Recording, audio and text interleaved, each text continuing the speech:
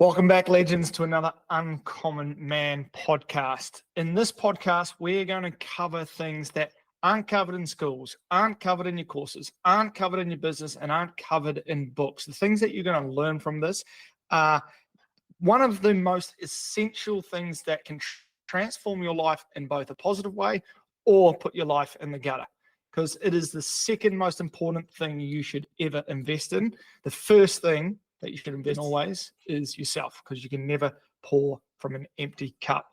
So today we're going to dive into what that second thing is, how you can make sure it's correct for you, how you can leverage it to have a much more fulfilling life, a life that you can share, a life that's full of happiness, a life that can be filled with connection and purpose. So what we're going to dive into today, guys, is the power of selectivity in choosing your life partner. And it's an exciting one. It's something that I'm pumped for, because I think it's one of the things that at the end of the day, it doesn't matter how much money you make. It doesn't matter how healthy you are.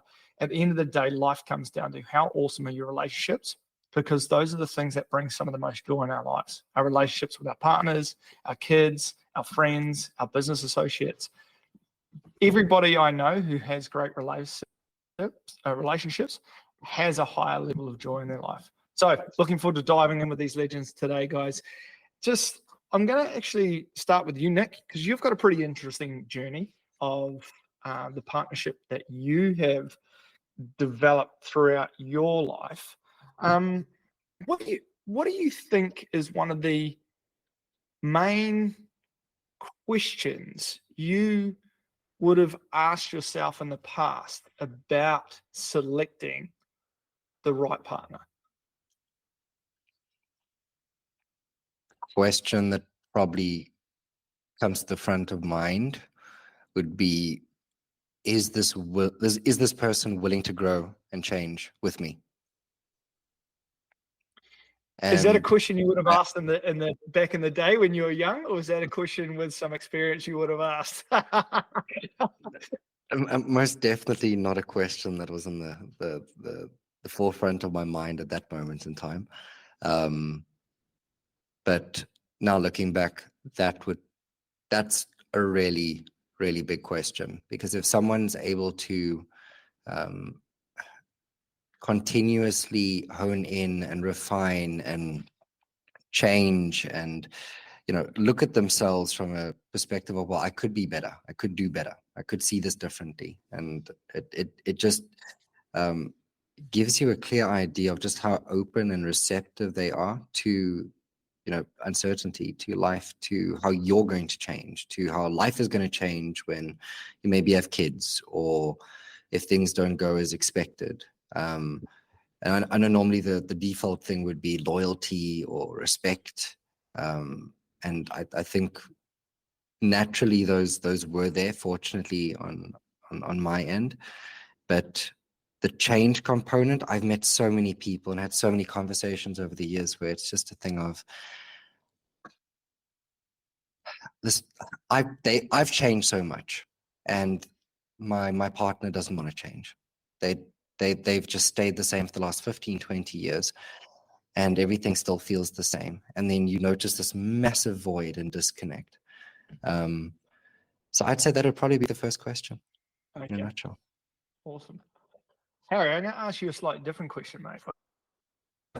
We all have different phases of life, right? What did the younger version of Harry look for in a partner? What were you looking for back when you were mid-20s? I guess there wasn't too often that I was actually actively looking for a partner. Like, they kind of just came into my stratosphere, both like usually where I was working. That was just convenient for me. And so I didn't have a whole lot of confidence at the time. So it was very much who gave me attention and then who I like the look of. Like,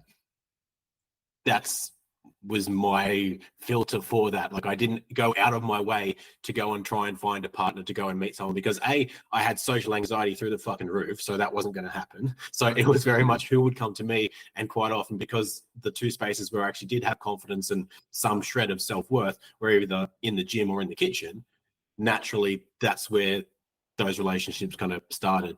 And most of the time, obviously, you're in the back room if you're in the kitchen. So I was usually wait staff or things of that nature. Hospitality, mate. That's it, mate. It's the undercover sex industry. It's such a good space to be in. I always recommend young people should go into hospitality for many reasons. I guess Great. You learn to not shit where you eat pretty fast. yeah, exactly. With that, let's call that. I don't want to give it a too negative kind of outlook, but let's just call it the young or the immature version of finding a partner. With that, if that doesn't change, how do you think that impacts things later on in life and relationships? As in, like, not seeking it yourself, like not putting active effort into it. As in maintaining that kind of immature way or that young way of finding a partner, because for some people that never changes. How do you think that impacts life later on in a relationship or how people go about finding relationships? I think that relates to basically all the symptoms of like being a nice guy, because like in that space of waiting for things to come to you, one of the reasons that you're doing that is because you don't have the balls to decide what you want and then go and get it. And so if you're willing to take whatever comes to you, whether it's a partner or a job or whatever it is, and then you just settle for that, then you end up in that space where, because you're a nice guy and you like to please people, and unless they're an absolute bitch, then, or, you know, someone cheats or anything like that, then you're in this space where it's not quite amazing, but it's not bad enough to break up. So you're like just shy of like rock bottom. It's just this mediocre numbness for like fucking ever. And I found myself in not that extent of a relationship, but in a relationship where I wasn't quite happy. I didn't know where this was kind of going, and then didn't have the balls to break up with her. So cheated on her, like subconsciously, because of like, cool, I know this will end the relationship if this happens, right? So I didn't have that conscious thought, but subconsciously, well, that'll take this conversation and this thing out of my hands, so I don't have to do it because I'm a little bitch. And so if you don't go after or figure out what you want specifically, you'll just settle for whatever comes into your stratosphere because it's there and it's easy and it's not that bad. Okay, for guys who possibly are listening to this and think, maybe that sounds a little bit like my relationship, what are some of the, I guess, telltale signs that's going on in their relationship if they've got this nice guy mentality? That you don't have boundaries and you say yes to whatever they want. And so whenever they're asking you, you know, what you want to do, what you want to eat for dinner, like what do you want to do on the weekend, if you want to do certain things, it's always saying either yes or saying what you think they want to hear or what they would be. Like regardless of how you feel, like not saying how you actually feel or what you actually think or what you actually want, trying to mold yourself and what you do to appease them. And that does not work, A, for a relationship, B, for getting them to be sexually interested in you, because then it's not even a challenge, it's not a chase, it's not even fun anymore. They're like, oh, this guy's just fucking boring. And, you know, that's why a lot of females probably then bounce back and then go for like the bad boy or someone like that, because it's like, well, they've had this person that is just bending at the knee to everything they want. And it's like, they kind of want to get put in their place a little bit. Right? I want you to hold that thought because I want to come back and ask you guys all a question about what is it that actually women want in a relationship from a man, and how do we create that sexual tension you kind of touched on. I'm really looking forward to coming back around because I think that's something that is actually more basic than people imagine, and the results from it are incredible. So I want you to have a think about that because I'm going to come back around and introduce that to our men. Ryan, out of all of us here, mate, you've probably had one of the most different and sort of challenging experiences through relationships. You've been married, you've been divorced, you're now engaged. Like that's a journey in itself. And I guess, is it pointing? Where do you feel it points to in terms of your understanding of making the right choice when it comes to a partner? And I guess we can say now that the first one you got it wrong, because this is a divorce. And how did you understand that and make that decision that maybe I did get this wrong? And like Harry said, you actually went down the path of, rather than just not having the conversation, you actually stood up for what you wanted and walked that tough walk, walked that challenge to having those conversations, which resulted in a divorce. So I'm interested to know, what, from what you know now, how would you have made those choices, and what would be different about them? Yeah, I mean, just reflecting on the way you even asked that question, I think literally Nick's answer just before is probably a big one. Slightly different though, like not necessarily having to be on this constant path of change. Like I don't think, for me personally, I could expect my partner to be as all about change and development as I am. But at least, like, probably just reflecting, I had no idea back then when I was 20 and getting married, 21. But a bit more of an open-mindedness, because like it goes hand in hand with change, but it's not the same thing. You can be open to new things and be supportive of somebody else changing and developing and growing without necessarily having to be on that sort of trailblazing path yourself. And that's probably one of the things that was never there. And again, like this is a constant theme whenever I'm on one of these podcasts with you guys. It always sort of comes back to a little bit of the religion stuff, like that breeds closed-minded people, not open to any of that. And so very quickly, the path that I was on and the changes that I had made were so incompatible with, the person that I'm now divorced from, to where I don't know there was any possible way. And like, believe me, like I personally tried, because to me, those marriage vows like were very serious. And I think like we even battled, me and you, Josh, over that. Like, I think you saw the writing on the wall before I was willing to admit it, in some of our conversations. But because of how seriously I took those vows, I wasn't going to let it go easily. But it had just sort of reached that point of complete incompatibility. I think that's a really beautiful thing about vows, and I think there's a really beautiful thing about yourself. Like, you're very much a man of your word, and when it's your word, right? And that's a bond. That makes the change of a relationship even a harder battle, because we're really trying to weigh up this.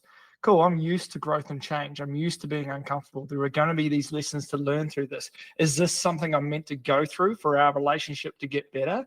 And understanding that to the point where you're like, no, this is actually another lesson. If I have to let this go, because it's going to destroy me, and it's going to destroy her, and this is going to be something that turns into poison rather than into positivity. You brought up something that I want your opinion on, and that's, do you think age impacts decision making around partner? I think maturity does. When I was that young, I didn't know myself anywhere near as much as I know myself now. Therefore, I can make better decisions now than I could back then.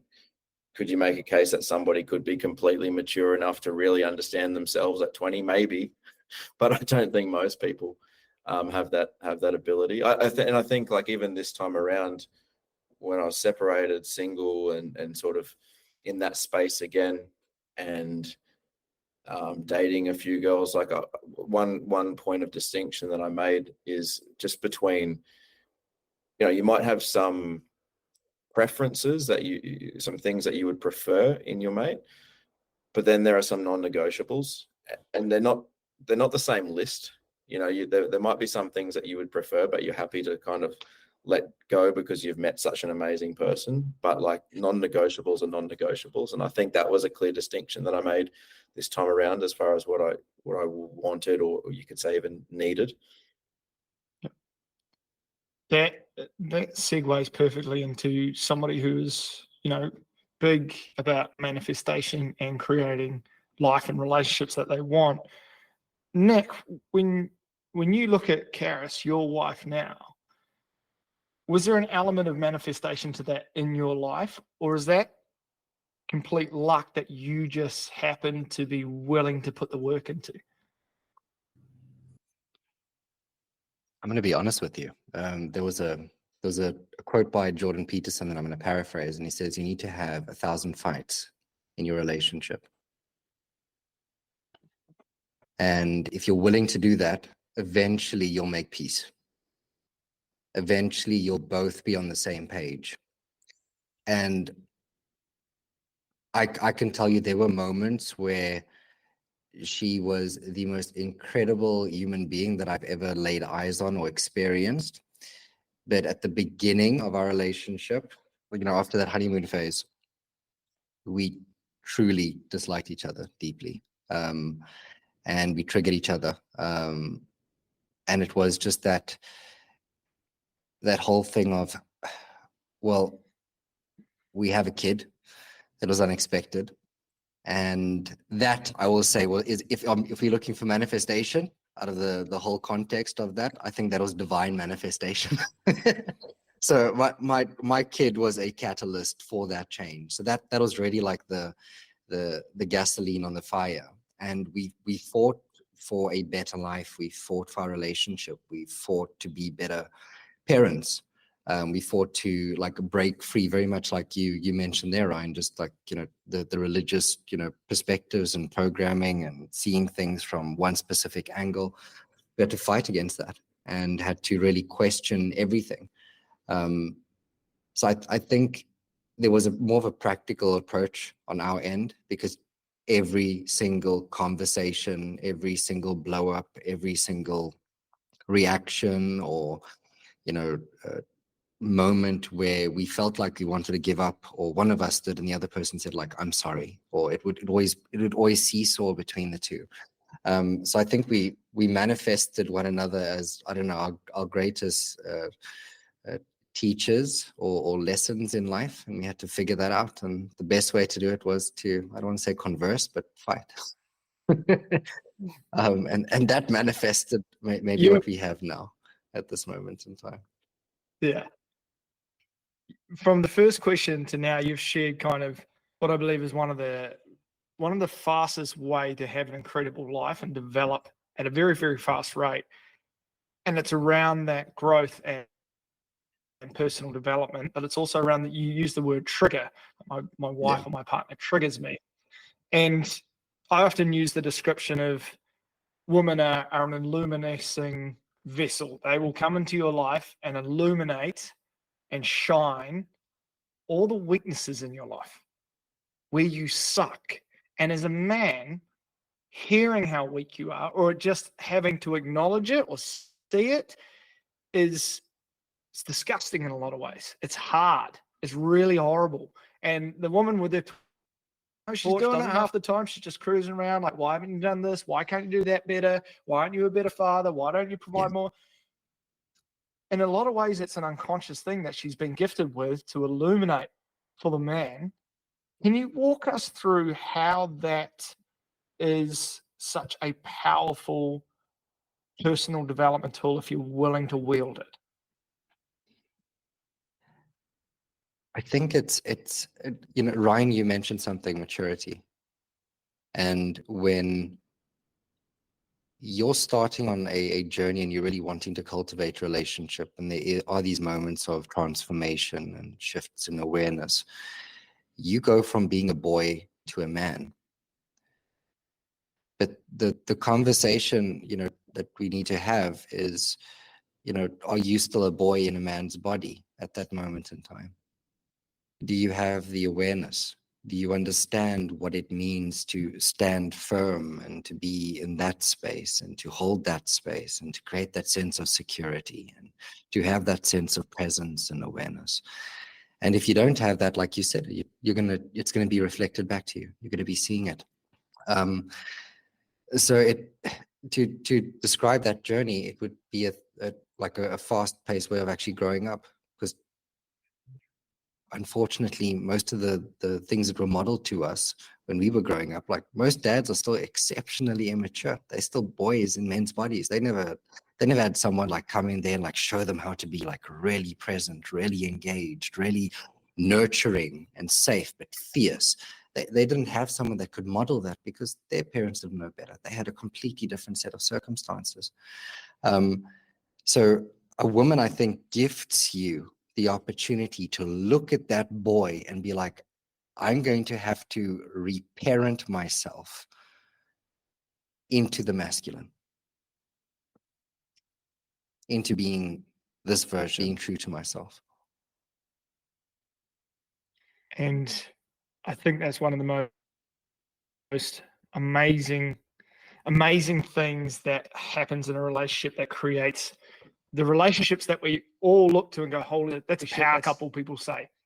And it's not based around their money or their financial success. They just see the bond that these two have, and they just know that each other's got each other's back. One of our awesome clients, guys, and I'm sure he'll be happy me mentioning this, but Adrian, he said the other day he was in a situation where they were having a conversation that was a higher level of tension. And his partner asked, it's like, are we going to have an argument? And he's like, well, to be honest, an argument in our time is when you raise your voice or I raise my voice and we scream at each other and we get angry at each other. So are you raising your voice? She's like, no. Am I raising mine? She's like, no. Are you screaming and angry? No. Am I screaming and angry? No. Okay, cool. So let's sit down and have this discussion. And they sat down, they had that discussion.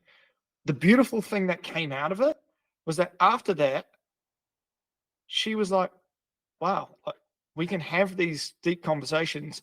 We can have something that we don't agree with that we can actually work through. And I am in a safe space to disagree and know that my man's not going to walk out the door. So I can be safe. I can share my truths. I can share my feelings. I could break down if I have to, like all these things. I just know that as bad as this gets, my man's going to be there. And the next day, it was just awesome. It was one of the best wins I think I've ever had from a client, because I just love it when guys do so well in the relationships, because I believe it's such a pillar to a great life. It's just like the next day, his wife said to him, like, is everything all right? Are we all good? She's just double checking, right? Because the old times, like, it wasn't. And he's like, man, we're awesome. She's like, amazing, because I just feel like this is fantastic. And I'm like, mate, that is the biggest win. That is so amazing. You know, we coach guys who have massive wins in their business and make more money, and they've got more health and fitness and all these awesome things that we all look for.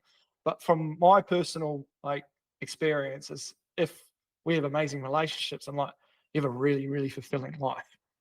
And I really want to carry that on to you, Harry, because with that no more Mr. Nice Guy syndrome, with that nice guy syndrome that happens in so many people's lives, what is it that women actually want from your point of view of what you've coached men through and what you've seen really work in their lives to create incredible relationships? I think the first part is knowing what he wants and being able to set boundaries and being able to say no is like the first part. So when I was in that space of trying to transition out of being a nice guy, I was listening to a few different people, and there's a guy called Coach Corey Wayne, which gives a lot of like relationship advice for guys and stuff like that. And the analogy that he used has always stuck with me. And he said it's like life is like this roller coaster, right? And so you're supposed to be on your journey, and when you meet the right woman, she'll hop on and you're still going on your fucking journey. Now you've just got some company. But for nice guys or people that aren't sure of that journey or want to mold to what they think the other person wants, they end up kind of going nowhere. And so like a version of this that I gave to a client once was like, if you're smack bang in the middle of, you know, the east coast of Australia, and your goal is to go to Brisbane and her goal is to go to Sydney, and you just end up going dead east, no one's going to be happy because you're both compromising. No one's actually happy. Then you start breeding this resentment of, well, I'm doing this for you and I'm not getting what I want, and they're feeling the same. And then nobody's fucking happy. Everyone's just like neutrally miserable.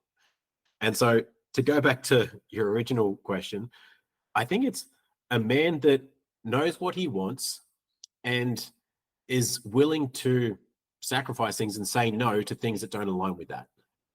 Because there's a power in that, right?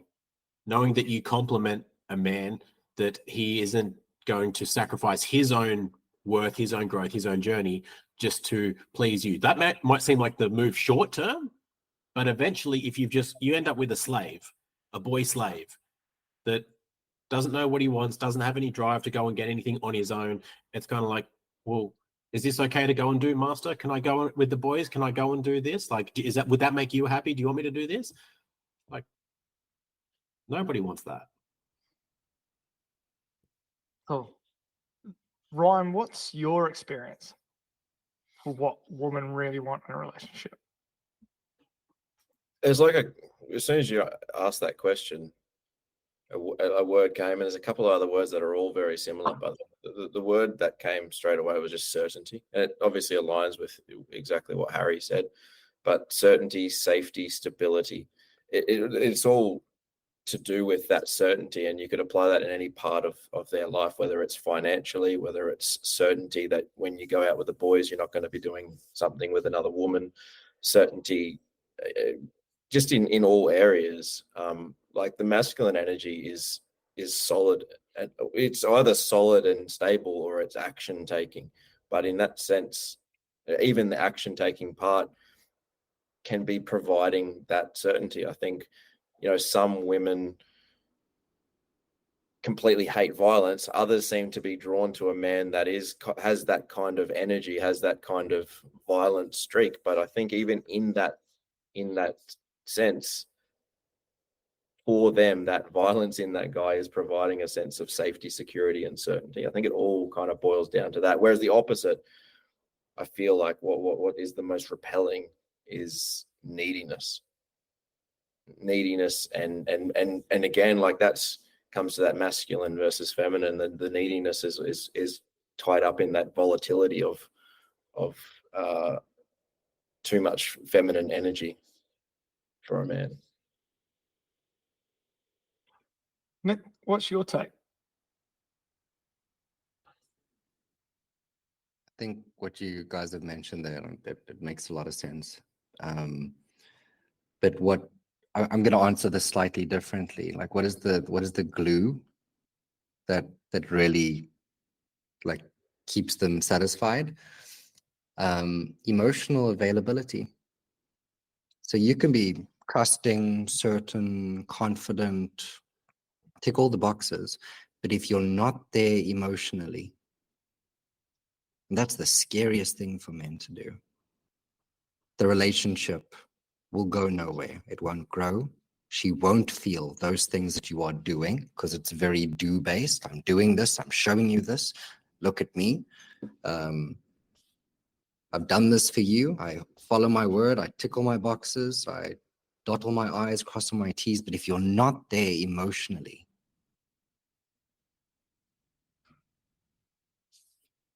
you don't even have a relationship, to be honest. And when men often talk about emotions, some men automatically think, fucking men crying and all that shit, that's emotionally available. What do you mean by emotionally available? So there's a term called stonewalling, and most men have this pattern.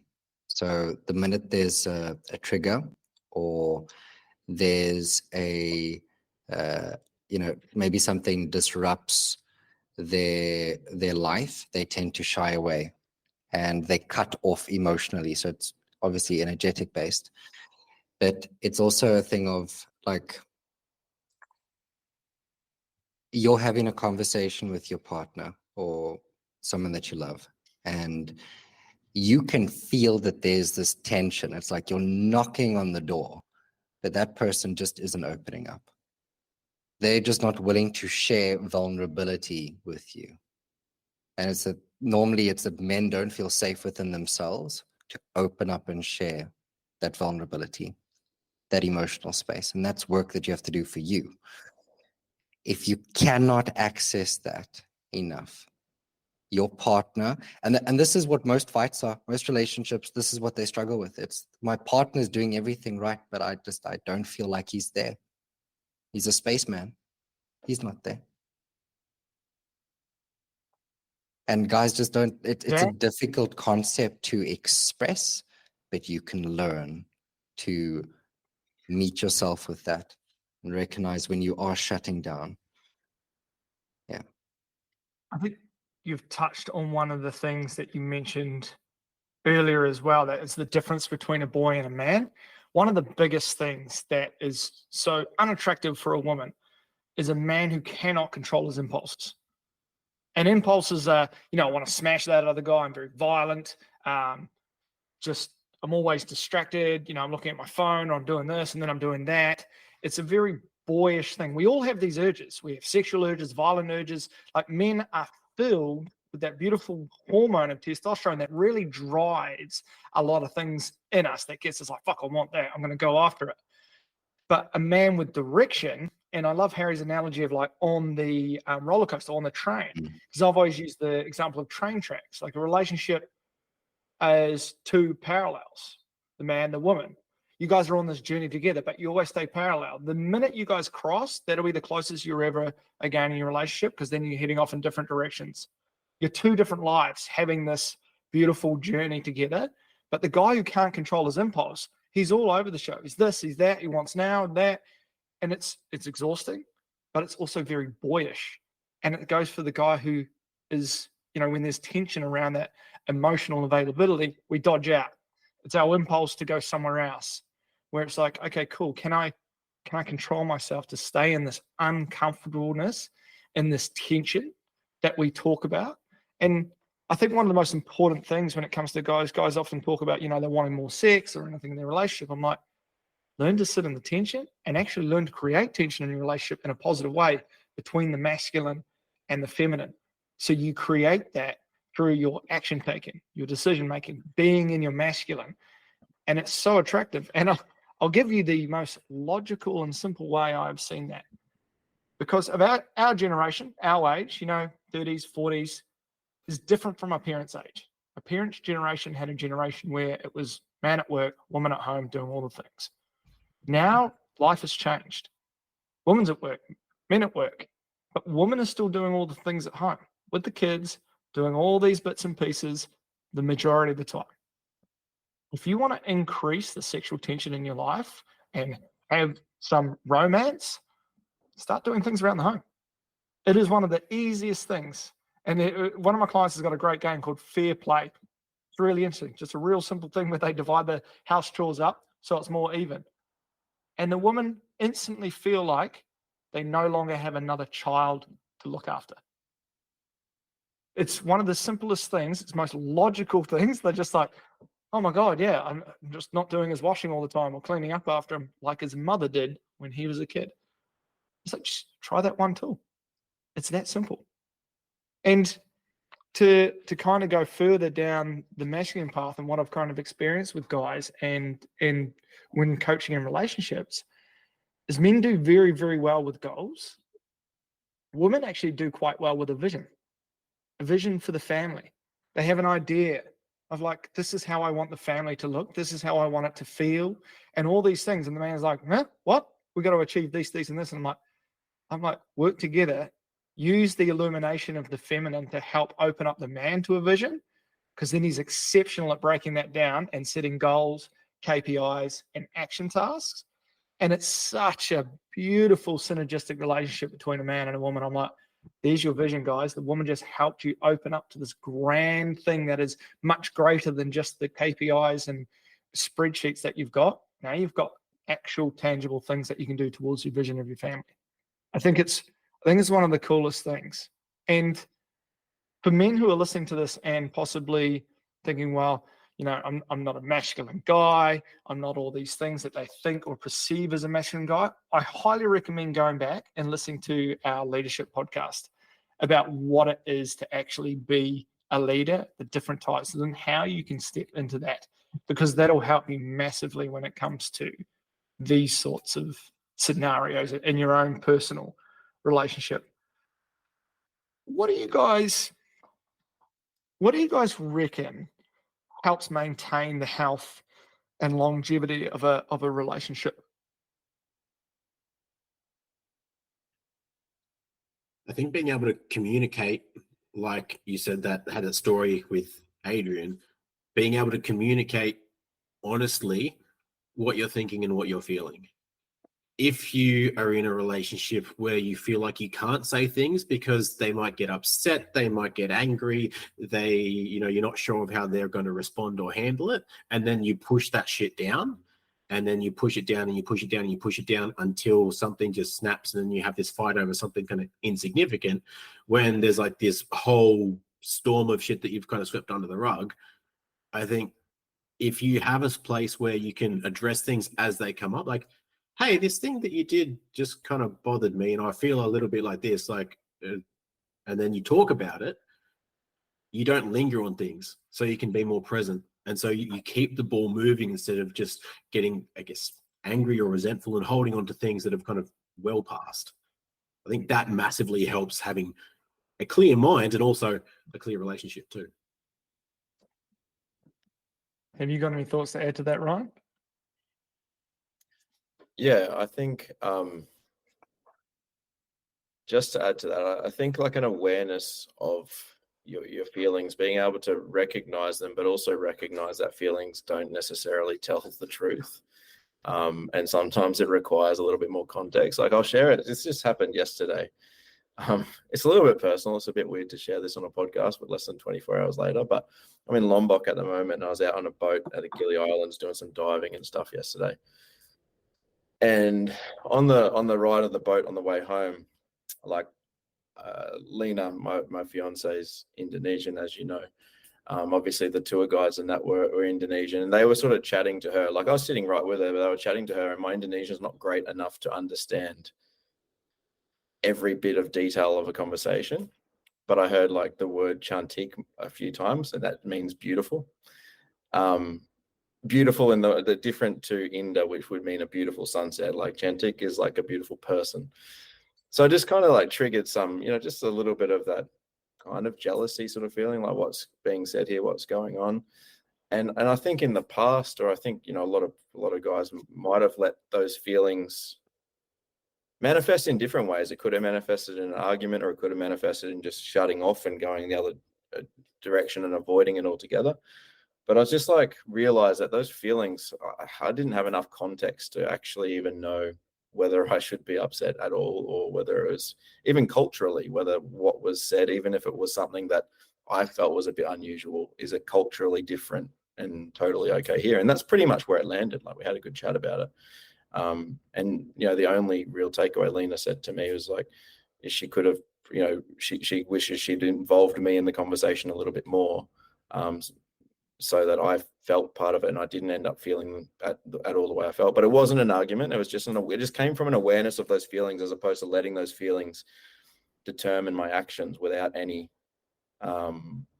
without really understanding them. And then further to that, it just made me think of too, at one of our Abundant events when Steve was doing a part on relationships, and it was about being able to fight kind of more productively.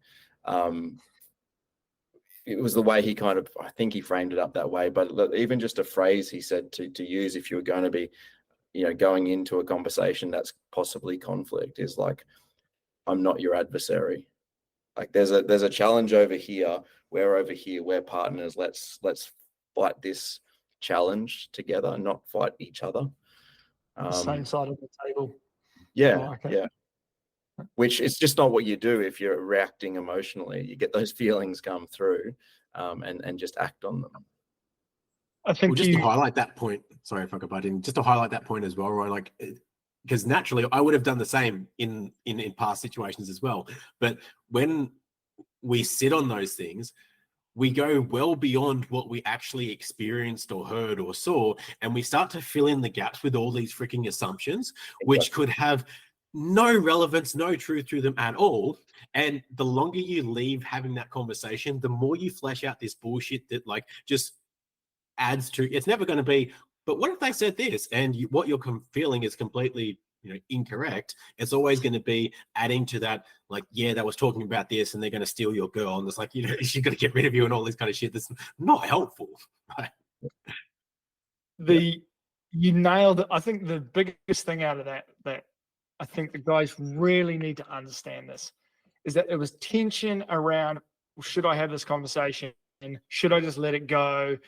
I've got all these feelings. I'm like, fuck, if I hold on to this, I'm going to make up all these stories. And majority of men in that boy scenario hold it on and do exactly what Harry said. Make up this whole story about what this means about me. Where you were like, you know what? No, this is a conversation. Yeah, it might be challenging, but I'm willing to sit in the tension and have it and have a conversation, not an argument, about my feelings, giving you emotional availability, making a stronger connection in your relationship, and helps your fiance, Lena, to also understand that she's like, I can trust this guy that when there's an issue, he's not just going to bury it under the mat and let it fester and then it blows up in the face with some angry outburst. I can trust him that he's going to bring things up that are important. And I think guys they misunderstand or miss the opportunity of the power of those scenarios and how they create just such strong and incredible relationships. Because everybody thinks, oh, there's such thing as a perfect relationship. There's no arguments. It's like, no, Nick's on the money. 1,000 fights, baby. Like, you get through those. So important. But what that also does is it gives them permission to do the same. So to add to our previous answers, what I think a big role of the man to do is to create space, right? It's not our job to force someone to be honest. It's not our job to force them to do something. But when you can create that space where they feel that they can share their feelings, share those vulnerabilities, share those emotions, whatever's going on, knowing that you're not going to lose your shit, you're not going to do something drastic or get angry or whatever it is, but they can share that because, A, you've done the same. Like, it's a two-way street. You're not expecting something that you're not also doing yourself, and they feel safe in being able to do that, right? So,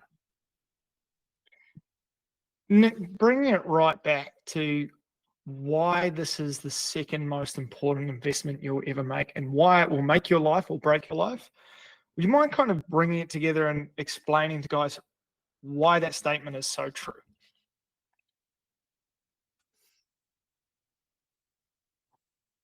This will be the closest person to you other than yourself. When you are at your best, when you are at your worst, when you don't feel safe, when you doubt who you are, your decisions, this is the person that you are going to spend most of your life with, other than yourself. And if you think about that, just the incredible journey that's available to you and this person, if you choose the right person, and if you choose each other, and if you choose yourself, and you're willing to look at all the different parts of possibility, and you, like you said, just that dance between the goal and the vision, and build something, build a life. There's a conversation I had years back, and someone basically said that the woman in your home is like the sun. Everything revolves around them, and they create this warmth that no man knows how to create or recreate. And it's the thing of, you want to have a space where you have a home that you've created that's safe, but you also want your house to feel like a home, not just these four walls that you rest your head in. And that person will create that if you allow and facilitate it with them. And like Ryan's been saying, manifest it together. You remind me of this funny, it's a joke, but it's the truth. It's like, give a woman a house, she'll make it a home. Yep. Right? And I always say a woman's an amplifier, but an amplifier, you got to choose. It amplifies everything. Remember, you just don't get to choose the part that it amplifies. Give a woman some sperm and they will give you a child. Give a woman shit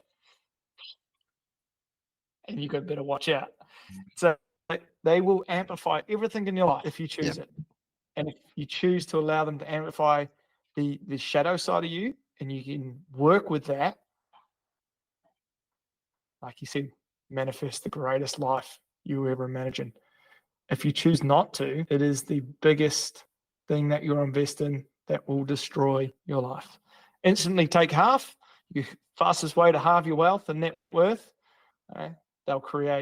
You'll build so much tension that you don't want in your life that it brings down your health, brings down your wealth, destroys your other relationships. So for our men, step into the masculine, reparent yourself. Use the ability of your partner to illuminate the things in your life so you have and can have the incredible relationship and incredible life that you deserve. Because you all do. And it's spectacular to watch.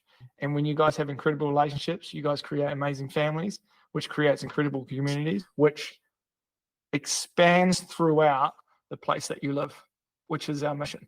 And we love seeing it unfold. So thank you very much for listening into another Uncommon Man podcast. Absolutely wonderful to have you here.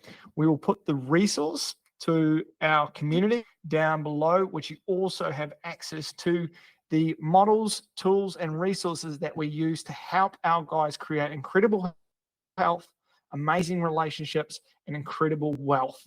It's all there for you. There's a huge amount of support from the community. There's support from us as coaches. There's accountability calls. There is everything in there for you to succeed. Wonderful to have you here again, guys. Please like and share to anyone that you think might find this valuable. Appreciate you. Love you big time.